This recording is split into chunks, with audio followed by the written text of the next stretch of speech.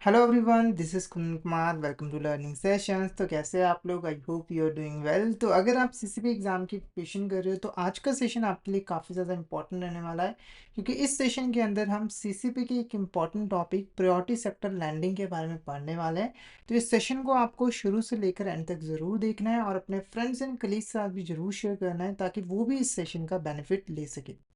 अब फटाफट से बिना किसी देरी के आज के सेशन को स्टार्ट करते हैं। तो आज का जो हमारा फर्स्ट टॉपिक है वो है priority sector lending. Priority sector lending को समझने से पहले हमें प्रायोरिटी सेक्टर का मीनिंग समझना होगा कि प्रायोरिटी सेक्टर क्या होते हैं। तो देखो, किसी भी देश के अंदर कुछ ऐसे सेक्टर्स होते हैं जो कि उस देश के लिए बहुत ज़्यादा ज़रूरी होते हैं, और देश की डेवलपमेंट के लिए इन सेक्टर्स की डेवलपमेंट करना ज़रूरी होता है। जैसे एग्जाम्पल पे अगर हम इंडिया की बात करें तो इंडिया के अंदर जो एग्रीकल्चर सेक्टर है वो इंडिया के लिए बहुत ज़्यादा ज़रूरी है। क्यों? क्योंकि हमारे देश की आधे से ज़्यादा जो पॉपुलेशन है वो डायरेक्टली इनडायरेक्टली एग्रीकल्चर सेक्टर के ऊपर डिपेंडेंट है। यानी कि अगर हमें इंडिया की ग्रोथ करनी है तो हमें एग्रीकल्चर सेक्टर की भी ग्रोथ करनी पड़ेगी। ठीक है? तो ये जो सेक्टर्स होते हैं इन्हीं को हम प्रायोरिटी सेक्टर्स कहते हैं। ठीक है? अब इन सेक्टर्स को हम प्रायोरिटी सेक्टर क्यों कहते हैं? तो बेसिकली देखो, जब डेवलपमेंट की बारी आती है ना, तो जो गवर्नमेंट है वो इन सेक्टर्स को प्रायोरिटी देती है। पहले इन सेक्टर्स की डेवलपमेंट की जाती है, फिर बाकी सेक्टर्स की बारी आती है। तो प्रायोरिटी सेक्टर का मीनिंग आप समझ चुके हो। प्रायोरिटी सेक्टर्स ऐसे सेक्टर्स होते हैं जो कि किसी भी देश की इकोनॉमी के लिए बहुत ज़्यादा ज़रूरी होती है, और देश की ग्रोथ के लिए इन सेक्टर्स की ग्रोथ करना ज़रूरी होती है। ठीक है? अब यहाँ पर हम बात करेंगे प्रायोरिटी सेक्टर लैंडिंग की। ये प्रायोरिटी सेक्टर लैंडिंग क्या है? देखो, अगर हमें किसी भी सेक्टर की ग्रोथ करनी, जैसे एग्रीकल्चर सेक्टर की ग्रोथ करनी है, तो उसे हमें प्रॉपर तरीके से क्रेडिट फैसिलिटी जो है वो प्रोवाइड करेंगे करनी पड़ेगी, यानी कि लोन्स एंड एडवांसेस देने पड़ेंगे, ताकि उस लोन्स एंड एडवांसेस के पैसे से जो फार्मर्स है वो अच्छे तरीके से खेती कर पाए, मॉडर्न टेक्नोलॉजीज का यूज़ कर पाए, जिससे हमारी एग्रीकल्चर सेक्टर की ग्रोथ हो। ठीक है? तो इसीलिए जो गवर्नमेंट है वो यहाँ पर प्रायोरिटी सेक्टर लैंडिंग को लेकर आई। प्रायोरिटी सेक्टर लैंडिंग के अंदर बैंकों को अपने टोटल लोन्स एंड एडवांसेस का एक सर्टेन परसेंटेज जो है कंपल्सरी प्रायोरिटी सेक्टर को देना होता है। जैसे कि एग्जांपल की मान के चलिए, एक एबीसी बैंक है। ठीक है? ये एक साल में टोटल 100 करोड़ का लोन्स एंड एडवांसेस जो है वो प्रोवाइड करती है। प्रायोरिटी सेक्टर लैंडिंग जो फिक्स की गई है वो है 40%, यानी कि 100 करोड़ का 40%, यानी कि 40 करोड़ रुपीज इस बैंक को कंपल्सरी प्रायोरिटी सेक्टर को देना पड़ेगा लोन्स एंड एडवांसेस के फॉर्म में। तो मान के चलिए एबीसी बैंक ने यहाँ पर 40 करोड़ रुपए जो है प्रायोरिटी सेक्टर को लैंड कर दिए। तो बैंक के द्वारा ये जो लैंडिंग की गई है, जिसके अंदर उसने कंपल्सरी अपने टोटल लोन्स एंड एडवांसेस का एक सर्टेन परसेंटेज प्रायोरिटी सेक्टर को दिया है लोन्स एंड एडवांसेस के फॉर्म में, उसी को हम प्रायोरिटी सेक्टर लैंडिंग जो है वो कहते हैं। हमारे देश के अंदर जो आरबीआई है उसने इस पॉलिसी को जो है वो इम्प्लीमेंट किया है। तो प्रायोरिटी सेक्टर लैंडिंग क्या है? एक पॉलिसी है जहां पर बैंकों को अपने टोटल लैंडिंग का एक स्पेसिफिक पोर्शन जो है वो प्रायोरिटी सेक्टर को एलोकेट करना पड़ता है। और ये जो सेक्टर्स होते हैं वो इकोनॉमिक ग्रोथ के लिए काफ़ी ज़्यादा क्रूशियल होते हैं, सोशल वेलफेयर के लिए काफ़ी ज़्यादा क्रूशियल होते हैं। अगर हम इन सेक्टर्स की बात करें, किसी भी इकोनॉमी की अगर हम बात करें, तो इसके अंदर जो मेनली सेक्टर्स आते हैं वो आते हैं agriculture, micro small medium enterprises, education, housing, renewable energy and weaker sections of society. ठीक? अब यहाँ पर हम इंडिया के पॉइंट ऑफ व्यू से बात करेंगे। जो इंडिया के अंदर प्रायोरिटी सेक्टर लैंडिंग है उसकी क्या रूल्स एंड रेगुलेशंस है, कौन कौन से सेक्टर्स आते हैं। ठीक है?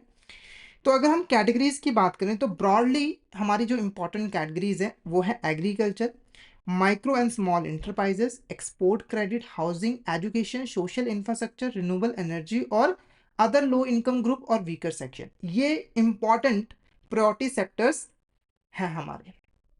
एग्रीकल्चर के अंदर हम बेसिकली फार्मिंग के लिए, अलियार्ड एक्टिविटीज़ के लिए, एग्री इंफ्रास्ट्रक्चर के लिए और फार्म मैकेनिज्म के लिए जो है वो लोन देते हैं। माइक्रो स्मॉल इंटरप्राइजेस को, मतलब कि स्मॉल स्केल इंडस्ट्रीज और स्टार्टअप्स को लोन दिया जाता है ताकि वो अपना अच्छे तरीके से काम कर सकें। एक्सपोर्ट क्रेडिट के अंदर हम एक्सपोर्टर्स को लोन्स एंड एडवांसेस देते हैं ताकि वो प्रोडक्ट को बनाकर अच्छे तरीके से एक्सपोर्ट कर पाए। हाउसिंग के अंदर हम लोगों को लोन प्रोवाइड करते हैं ताकि वो अपना घर जो है वो बना सके और हमारे देश के अंदर जो हाउसिंग इंफ्रास्ट्रक्चर है वो डेवलप हो सके। फिर आता है एजुकेशन। एजुकेशन के अंदर हम जो स्टूडेंट्स होते हैं जो हायर स्टडीज़ करना चाहते हैं, खास करके जो गरीब गरीब स्टूडेंट्स होते हैं, उनको हम लोन देते हैं ताकि उस पैसे से वो अपनी स्टडीज़ को कंप्लीट कर पाएँ।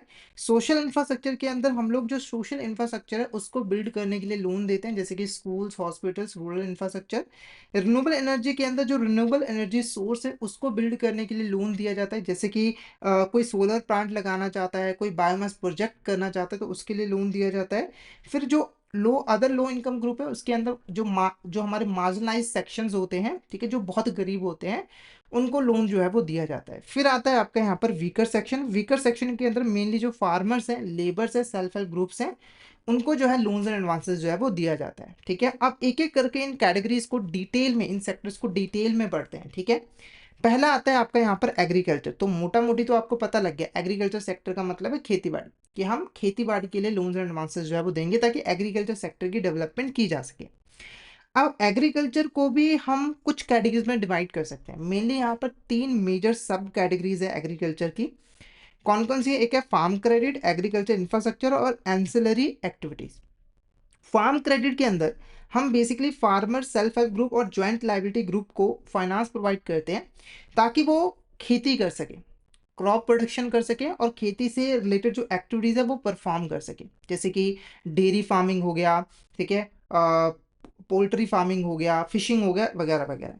एग्रीकल्चर इंफ्रास्ट्रक्चर के अंदर हम एग्रीकल्चर इंफ्रास्ट्रक्चर को बिल्ड करने के लिए लोन देते हैं, जैसे कि वेयर हाउस बनाने के लिए पैसा दे दिया, इरिगेशन फैसिलिटी को डेवलप करने के लिए पैसा दे दिया, सॉइल को कंजर्व करने के लिए पैसा दे दिया, बायो पेस्टिसाइड्स खरीदने के लिए, कोल्ड स्टोरेज चेन्स को बिल्ड करने के लिए।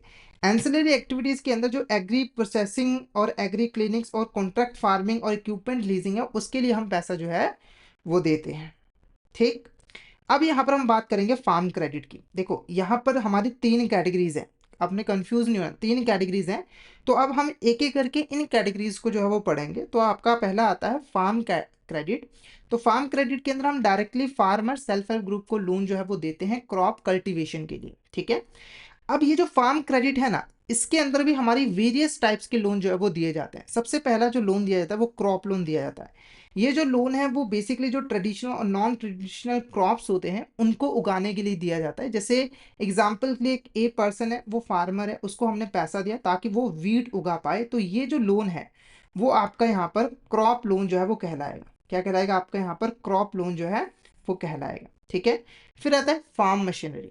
फार्म मशीनरी के अंदर ना हम बेसिकली एग्रीकल्चर एक्टिविटीज़ को परफॉर्म करने के लिए जिन मशीन्स की हमें ज़रूरत पड़ती है, उन मशीन्स को खरीदने के लिए लोन देते हैं। जैसे कि ट्रैक्टर को खरीदने के लिए दे दिया, इरिगेशन पंप को खरीदने के लिए दे दिया, फार्म टूल्स को खरीदने के लिए दे दिया। फिर आता है पोस्ट हार्वेस्ट एक्टिविटीज़, ठीक है। जब एक बार आप फसल को उगा लेते हो, फसल की कटाई कर लेते हो, उसके बाद भी आपको पैसों की ज़रूरत पड़ती है। जैसे कि फसल को, यानी कि जो आपका क्रॉप है उसको सॉर्टिंग करना, उनकी ग्रेडिंग करना, पैकेजिंग करना, ट्रांसपोर्ट करना, इनके लिए आपको पैसों की ज़रूरत होती है। तो वहाँ पर भी हम इसको लोन जो है वो देते हैं।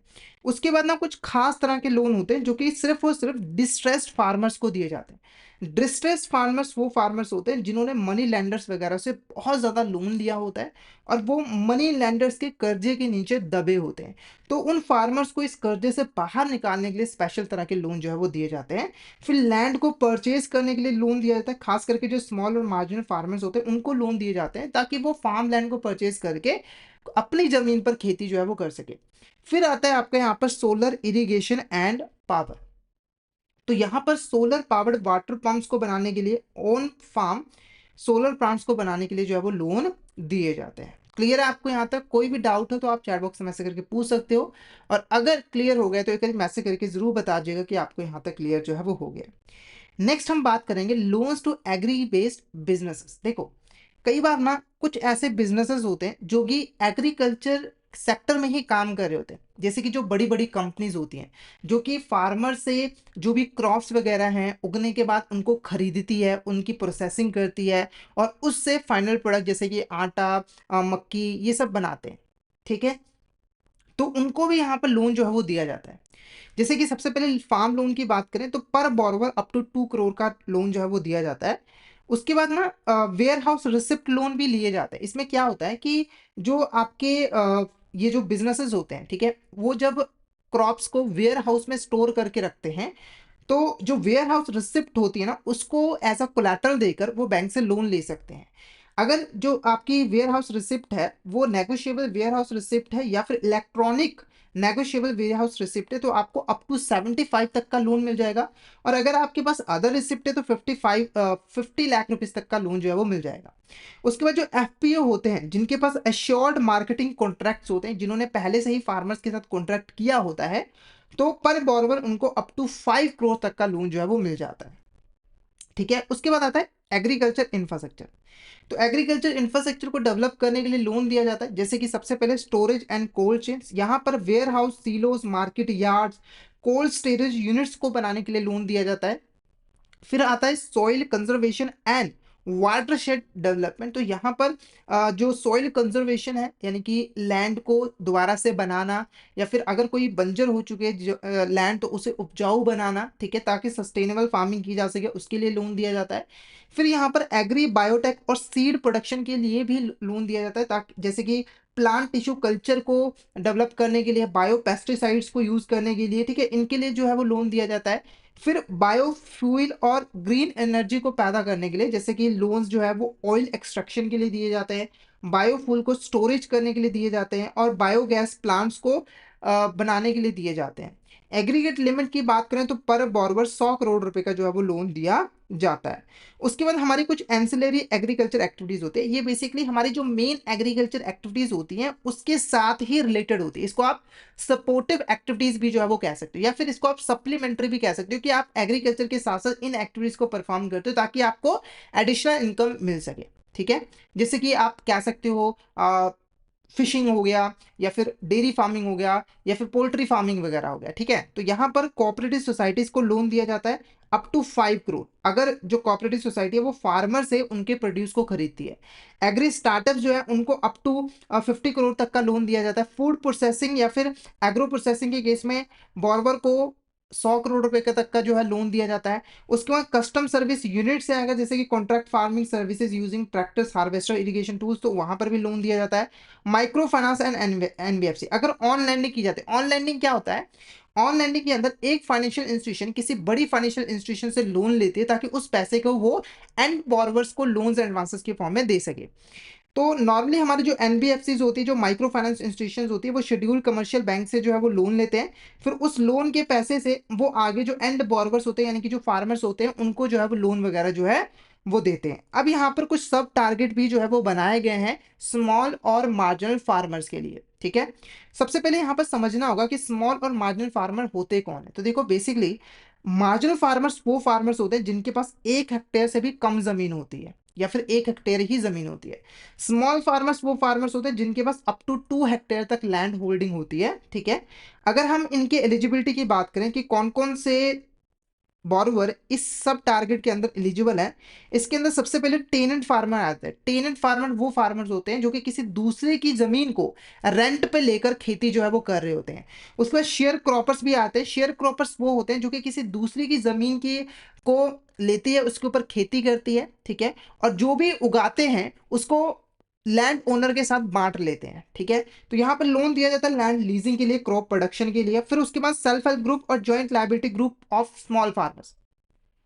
सेल्फ हेल्प ग्रुप क्या होता है, इसको थोड़ा सा समझाते हैं। सेल्फ हेल्प ग्रुप कुछ लोगों का ग्रुप होता है जो कि इसलिए ग्रुप बनाते हैं ताकि वो एक साथ मिलकर सेविंग्स कर सके, बैंकिंग सर्विसेज वगैरह जो है वो ले सके। क्योंकि देखो, एक स्मॉल फार्मर है, वो अगर अकेला काम करेगा तो उसके पास इतने ज्यादा रिसोर्सेस नहीं होंगे, पर अगर 10 फार्मर्स मिल जाए आपस में और वो साथ मिलकर खेती करें तो वो आसानी से खेती कर पाएंगे, क्योंकि उनके पास रिसोर्सेज ज्यादा होंगे, लैंड ज्यादा होंगे, जिससे वो ज्यादा प्रोड्यूस कर सकते हैं और अच्छे खासे दाम पर उसे सेल भी कर सकते हैं। जैसे एकता में बल्ब की कहानी आपने सुना होगा, तो सेम चीज यहाँ पर। ठीक है, ज्वाइंट लायबिलिटी ग्रुप क्या होते हैं, ये बेसिकली साथ में मिलकर बैंक से लोन लेने के लिए जाते हैं। क्योंकि एक फार्मर जब बैंक से लोन लेने के लिए जाएगा तो बैंक लोन नहीं देता, पर अगर 10 फार्मर साथ में मिलकर लोन लेने के लिए जाएंगे तो आप बैंक यहाँ पर आसानी से लोन जो है वो दे देता है। ठीक है, तो यहाँ पर ग्रुप बेस्ड लेंडिंग की जाती है एग्रीकल्चर और अलाइड एक्टिविटीज के लिए।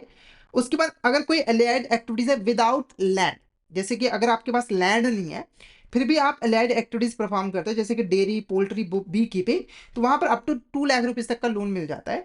उसके बाद FPO, FPS with 75 small farmer membership, अगर आपकी फार्मर प्रोड्यूसर ऑर्गेनाइजेशन है या फिर फार्मर प्रोड्यूसर कंपनी है, अगर उसके अंदर 75% जो मेंबर्स है वो स्मॉल फार्मर है, तो वहां पर भी लोन जो है वो मिल जाता है। ठीक है, तो यहाँ पर फार्म प्रोडक्शन के लिए, प्रोसेसिंग के लिए जो है वो लोन दिया जाता है।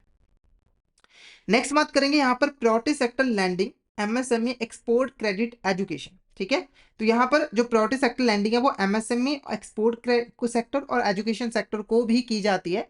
सबसे पहले हम बात करेंगे माइक्रो स्मॉल मीडियम इंटरप्राइज की। ठीक है, तो पहले आपको ये समझना होगा कि माइक्रो स्मॉल मीडियम इंटरप्राइजेस होते कौन है। तो देखो यहाँ पर दो क्राइटेरिया, अगर आपको देखना हो कि कोई इंटरप्राइज माइक्रो इंटरप्राइज है या फिर स्मॉल इंटरप्राइज है, तो आपको दो क्राइटेरिया देखना पड़ेगा कि उन्होंने अपने इन्वेस्टमेंट कितनी की हुई है प्लांट और इक्विपमेंट के अंदर, और उनकी एनुअल टर्नओवर कितनी है।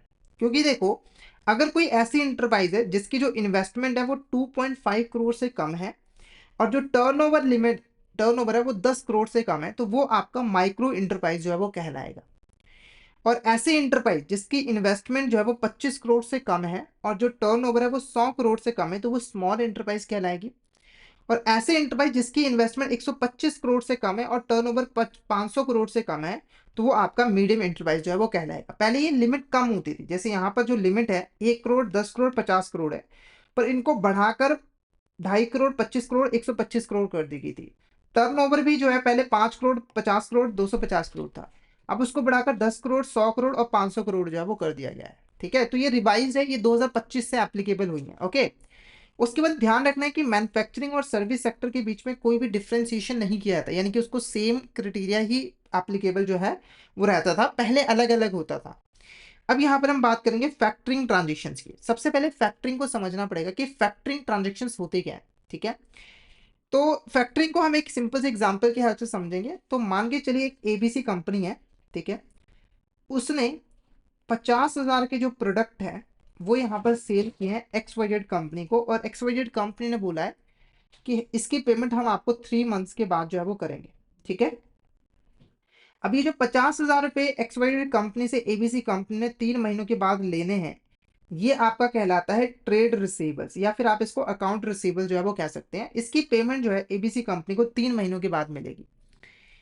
पर एक ऐसी फाइनेंसिंग मेथड है या फिर फाइनेंशियल अरेंजमेंट है जहां पर ABC company in trade receivables को इमीडिएट बेसिस पे कैश में कन्वर्ट कर सकती है, और उस फाइनेंशियल अरेंजमेंट को हम फैक्टरिंग कहते हैं। ये कैसे काम करता है, तो इस फैक्टरिंग अरेंजमेंट के अंदर एक कंपनी जो है वो अपने अकाउंट रिसीवेबल या फिर जो ट्रेड रिसीवेबल्स होते हैं उनको एक थर्ड पार्टी को सेल कर देती है एक डिस्काउंट प्राइस पे। जैसे यहाँ पर मान के चलिए एक बैंक है, एक यहाँ पर बैंक है। ठीक है, तो एबीसी कंपनी ने क्या किया, 50,000 के जो ट्रेड रिसीवेबल्स है वो बैंक को यहाँ पर सेल कर दिए 10,000 के डिस्काउंट के ऊपर। ठीक है, और बैंक ने क्या किया, इमीडिएटली बेसिस पे एबीसी कंपनी को 40,000 पे जो है वो दे दिए। ठीक है, उसके बाद बैंक अब 3 महीनों तक वेट करेगा, और जैसे 3 महीने पूरे हो जाएंगे ये बायर से जाकर यानी कि एक्सवाइजेड कंपनी से जाकर 50,000 पे ले लेगा, जिसमें 10,000 पे इसका जो है वो बेनिफिट होगा। तो इसी को हम फैक्टरिंग कहते हैं, और ये जो थर्ड पार्टी होता है इसको हम फैक्टर जो है वो कहते हैं। क्लियर है आपको यहाँ पर। अब फैक्टरिंग ट्रांजेक्शन्स भी प्रायोरिटी सेक्टर लैंडिंग के अंदर जो है वो एलिजिबल है। ठीक है, सबसे पहले यहाँ पर अगर हम क्लासिफिकेशन की बात करें, तो अगर फैक्टरिंग रिकोर्स है, रिकोर्स फैक्टरिंग के अंदर क्या होता है, देखो रिकोर्स फैक्टरिंग के अंदर जो नॉन पेमेंट का रिस्क होता है वो बेसिकली जो सेलर होता है, यानी कि इस केस में जो एबीसी कंपनी थी वो बियर करती है। जैसे अगर मान के चलिए जो बैंक है वो 3 महीने तक उसने वेट किया पेमेंट के लिए, और वो एक्सवाइजेड कंपनी के पास पहुंची और बोली कि मेरा पैसा दो 50,000 पे। तो अगर बाई चांस ये एक्सवाइजेड कंपनी पेमेंट नहीं करती है, ठीक है, बोलती है मेरे पास तो पैसे नहीं है, तो अब क्या होगा, देखो अगर ये रिकोर्स के साथ फैक्टरिंग की गई होगी तो एबीसी बैंक से बैंक जो एबीसी कंपनी है उससे बैंक सारा का सारा पैसा जो है वो वापस ले लेगी, यानी कि 40 के 40,000 रुपये वापस ले लेगी, और जो भी लॉस होगा वो एबीसी कंपनी का होगा, बैंक का नहीं होगा। तो अगर देखो रिकोर्स फैक्टरिंग तभी एलिजिबल है प्रायोरिटी सेक्टर लैंडिंग के अंदर अगर जो असाइनर है वो एमएसएमई है। ठीक है, उसके बाद अगर जो ट्रेड रिसीवेबल डिस्काउंटिंग सिस्टम के अंदर एमएसएमई ने अपने अकाउंट रिसीवेबल को सेल किया है तो वो भी प्रायोरिटी सेक्टर लैंडिंग के अंदर एलिजिबल है। अब जिनको ट्रेड रिसीवेबल डिस्काउंटिंग सिस्टम के बारे में नहीं पता है, तो ये इलेक्ट्रॉनिक प्लेटफॉर्म है जो कि एमएसएमई के लिए बनाया गया था, और यहाँ पर जाकर एमएसएमई अपने जो अकाउंट रिसीवेबल्स हैं वो मल्टीपल फाइनेंशियर को सेल कर सकते हैं डिस्काउंट प्राइस पे। ठीक है, उसके बाद लैंडिंग बैंक की रिस्पॉन्सिबिलिटी होती है कि जब भी वो किसी रिसीवेबल के अगेंस्ट फैक्टरिंग ट्रांजेक्शन परफॉर्म करता है तो वो एक सर्टिफिकेट जो है वो ले, ठीक है, ताकि डबल फाइनेंसिंग को जो है वो रोका जा सके, यानी कि एक ही इनवॉइस से जो बिजनेस है वो एक से ज्यादा बैंक के पास फैक्टरिंग ना करवा पाए। उसके बाद आपकी खाद्य और विलेज इंडस्ट्रीज आ जाती है, ठीक है। तो अगर किसी खाद्य और विलेज इंडस्ट्री को लोन दिया गया है तो वो भी प्रायोरिटी सेक्टर लैंडिंग के अंदर आता है। और जो सब टारगेट फिक्स किया गया ना माइक्रो इंटरप्राइजेस के लिए 7.5% का, उसके अंदर इसके लोन को भी इंक्लूड जो है वो किया था, यानी कि जो भी लोन खाद्य विलेज इंडस्ट्रीज को दिया जाएगा वो माइक्रो इंटरप्राइज का ही माना जाएगा, ठीक है। और टोटल जो परसेंटेज वो 7.5% से ज्यादा नहीं होनी चाहिए, ठीक है। उसके बाद अदर फाइनेंस टू एमएसएमई, कुछ अदर फाइनेंस भी एमएसएमई को जो है वो दिए जाते हैं, जैसे कि यहाँ पर जो सपोर्टिंग एजेंसीज होती हैं, है ना, और इनडायरेक्ट फाइनेंस जो भी एमएसएमई को दिया जाता है वो भी प्रायोरिटी सेक्टर लैंडिंग के अंदर जो है वो आ जाता है। जैसे कि सबसे पहली जो आपकी लोन टाइप है वो है कोऑपरेटिव आर्टिसन सोसाइटी। तो अगर यहाँ पर प्रोड्यूसर कोऑपरेटिव को कोई लोन दिया गया है या फिर कोटेज इंडस्ट्री को कोई लोन दिया गया है तो वो प्रायोरिटी सेक्टर लैंडिंग के अंदर एलिजिबल है। उसके बाद NBFC and MFI on lending, तो ऑन लैंडिंग का मतलब मैंने आपको समझाया, अगर बैंक ने लैंड किया एनबीएफसी या फिर माइक्रो फाइनेंस इंस्टीट्यूशन को ताकि वो आगे चलकर एमएसएमई सेक्टर को लोन दे सके तो ये भी प्रायोरिटी सेक्टर लैंडिंग के अंदर आता है। उसके बाद अगर क्रेडिट कार्ड दिया गया है आर्टिशंस को या फिर इंटरप्रेन्योर्स को, जैसे कि जर्नल क्रेडिट कार्ड, लघु उद्यमी कार्ड, स्व रोजगार क्रेडिट कार्ड, वीवर्स कार्ड, तो ये भी एलिजिबल है, मतलब इनके अंदर जो भी लोन दिया गया है वो एलिजिबल है। उसके बाद प्रधानमंत्री जनधन योजना के अंदर कोई ओवरड्राफ्ट फैसिलिटी दी गई है, जैसे अप टू 10,000 की ओवरड्राफ्ट फैसिलिटी, तो ये आपका प्रायोरिटी सेक्टर लैंडिंग के अंदर आएगा। उसके बाद अगर अगर मान के चलिए कि एक बैंक जो है वो प्रायोरिटी सेक्टर लैंडिंग का भी जो टारगेट है उसको अगर पूरा नहीं कर पाता है तो जो भी शॉर्टफॉल रह जाता है उसे बैंक को सिडबी या फिर मुद्रा के पास डिपॉजिट करवाना पड़ता है, और ये भी आपका प्रायोरिटी सेक्टर लैंडिंग के अंदर एलिजिबल होता है। फिर आता है स्टार्टअप्स, ठीक है। तो अगर जो पीएसएल एलिजिबल स्टार्टअप्स हैं उनको अप टू 50 करोड़ रुपीज तक का लोन जो है वो दिया जा सकता है। नेक्स्ट आता है आपका यहाँ पर export credit under the priority sector lending, ठीक है। आपका एक्सपोर्ट क्रेडिट, ठीक है, एक्सपोर्ट को क्रेडिट दिया जाता है। देखो हमने प्रीवियस चैप्टर पढ़ा था एक्सपोर्ट फाइनेंस, तो एक्सपोर्टर को अपना काम करने के लिए फंड्स की जरूरत पड़ती रहती है, जैसे कि प्रोडक्ट को बनाने के लिए पैसा चाहिए, प्रोडक्ट को पैक करने के लिए पैसा चाहिए, या फिर सर्विस को बनाने के लिए पैसा चाहिए, फिर उसको डिलीवर करने के लिए पैसा चाहिए, ठीक है। तो एक्सपोर्ट क्रेडिट के अंदर एक्सपोर्टर को फाइनेंस दिया जाता है ताकि वो अपना काम सही तरीके से कर पाए, ठीक है, और एक्सपोर्ट सेक्टर की ग्रोथ हो सके। तो यहाँ पर देखो एग्रीकल्चर और एमएसएमई सेक्टर के अंदर जो भी एक्सपोर्ट क्रेडिट दिया जाता है वो सारा का सारा प्रायोरिटी सेक्टर लैंडिंग के अंदर एलिजिबल है। अगर कोई और एक्सपोर्ट सेक्टर है, जैसे कि मान के चलिए कि एग्रीकल्चर या फिर एमएसएमई सेक्टर के अलावा कोई और इंडस्ट्रियल सेक्टर है वहां पर एक्सपोर्ट क्रेडिट दिया जा रहा है, तो वहां पर जो इंक्रीमेंटल लैंडिंग लिमिट्स है उसको ध्यान में रखा जाएगा, ठीक है। उसके बाद export credit PSL limits for banks, तो पीएसएल लिमिट्स यहाँ पर क्या है, तो देखो अगर डोमेस्टिक बैंक है, अगर कोई डोमेस्टिक बैंक है तो इंक्रीमेंटल एक्सपोर्ट क्रेडिट दिया जाएगा up to 2% of adjusted net bank credit या फिर 40 करोड़ पर बोरो, इनमें से जो भी हायर होगा। यानी कि हम दो चीजें देखेंगे, पहले कि बैंक का एडजस्टेड नेट बैंक क्रेडिट कितना है, मान के चलिए वो 100 करोड़ है तो इसका 2% कितना होगा, 2 करोड़, ठीक है। और दूसरी चीज हम कंसीडर करेंगे कि 40 करोड़, तो इनमें से जो भी हायर है, ये 40 करोड़ हायर है तो बोरवर को 40 करोड़ का लोन जो है वो मिल जाएगा, मतलब डोमेस्टिक बैंक 40 करोड़ का लोन जो है वो देगी। उसके बाद फॉरेन बैंक अगर उसकी जो ब्रांचेस है वो 20 से अबव है तो incremental export credit up to 2% रहेगा। एएनबीसी और ऑफ बैलेंस शीट एक्सपोजर, इन दोनों में से जो भी हायर होगा उसके 2% के इक्वल जो है वो दिया जाएगा इंक्रीमेंटल एक्सपोर्ट क्रेडिट।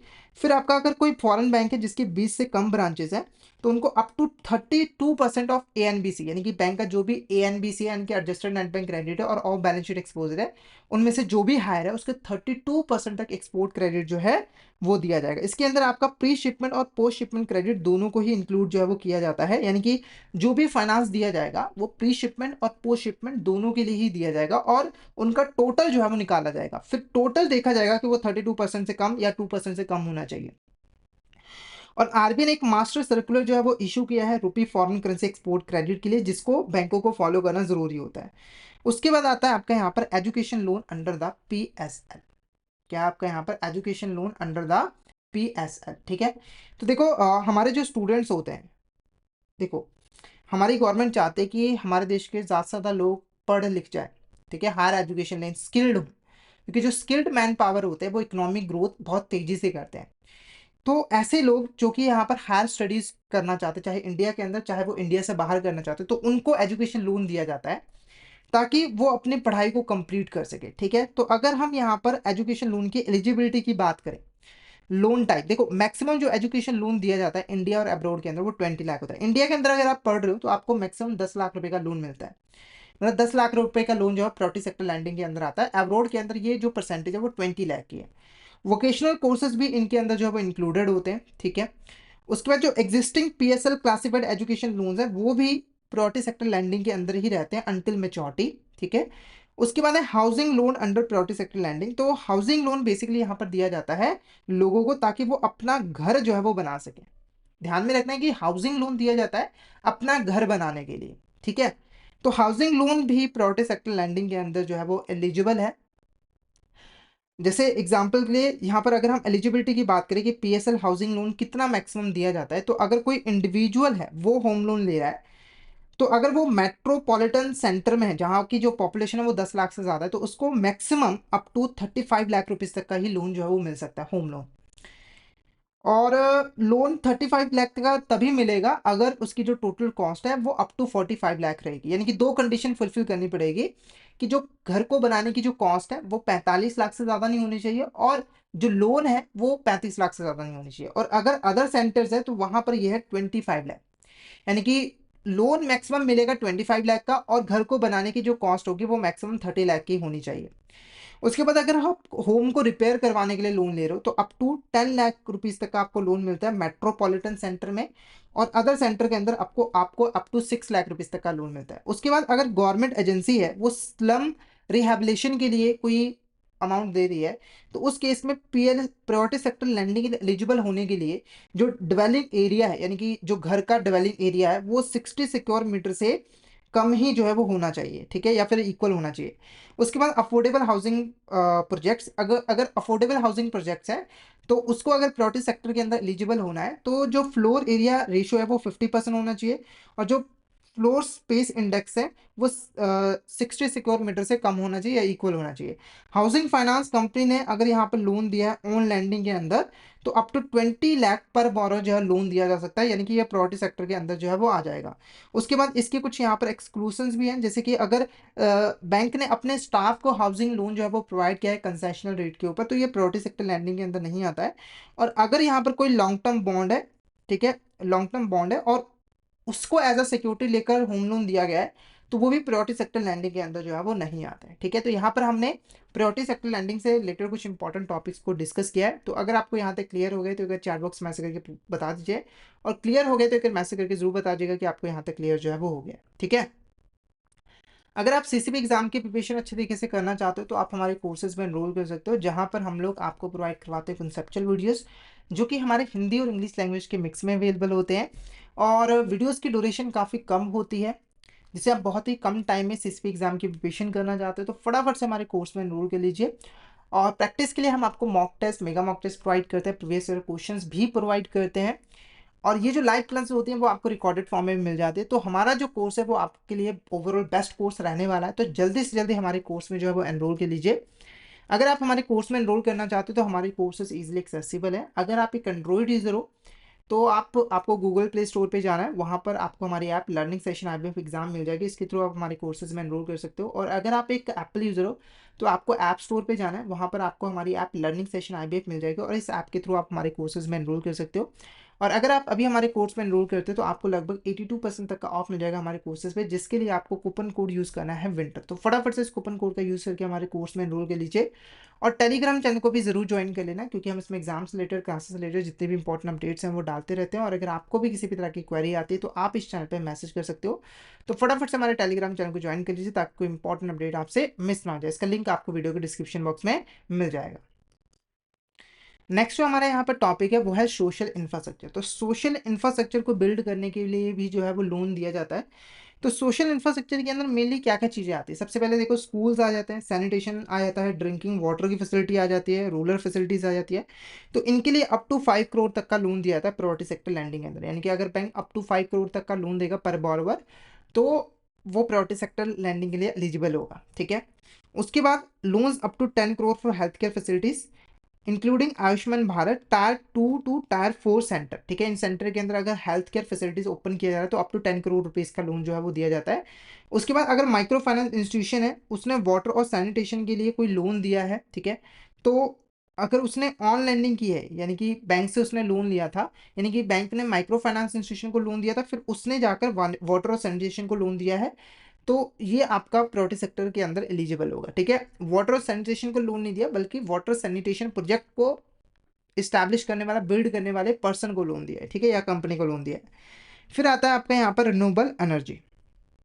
ये यहाँ पर अगर जो लोन है वो ग्रीन एनर्जी प्रोजेक्ट्स के लिए जो है वो दिए जा रहे हैं, जैसे कि सोलर पावर प्लांट हो गया, तो अप टू 30 करोड़ पर बोरोवर जो है वो लोन प्रायोरिटी सेक्टर लैंडिंग के लिए एलिजिबल है। बायोमास पावर जनरेशन है तो अप टू 30 करोड़ पर बोरोवर जो है वो एलिजिबल है। Wind mills micro hydel projects है तो अप टू 30 करोड़ पर बोरोवर एलिजिबल है प्रायोरिटी सेक्टर लैंडिंग के लिए। और अगर पब्लिक यूटिलिटीज है तो अप टू 30 करोड़ पर बोरोवर जो है वो एलिजिबल है, ठीक है। हाउस होल्ड, अगर हम हाउस होल्ड सोलर इक्विपमेंट की बात करें तो अप टू 10 लाख पर बोरोवर जो है वो प्रायोरिटी सेक्टर के लिए एलिजिबल है। ओके, नेक्स्ट है हमारे यहाँ पर अदर प्रायोरिटी सेक्टर लोन्स, ठीक है। कुछ अदर प्रायोरिटी सेक्टर लोन्स भी दिए जाते हैं, जैसे कि लो इनकम और वीकर सेक्शंस के जो लोग होते हैं उनको लोन दिए जाते हैं, ताकि वो अपने जो बेसिक नीड्स हैं उनको फुलफिल कर पाए और उनकी फाइनेंशियल एम्पावरमेंट की जा सके। तो इसके अंदर जो इंडिविजुअल्स होते हैं, जो सेल्फ हेल्प ग्रुप होते हैं, उनको अप टू 1 लाख रुपीज़ तक का जो लोन है वो यहाँ पर दिया जाता है। और ठीक है, और जो रूरल इनकम होनी चाहिए वो 1 लाख से यहाँ पर जो है वो कम होनी चाहिए, और जो अर्बन है वो 1.6 लाख से कम होनी चाहिए, ठीक है।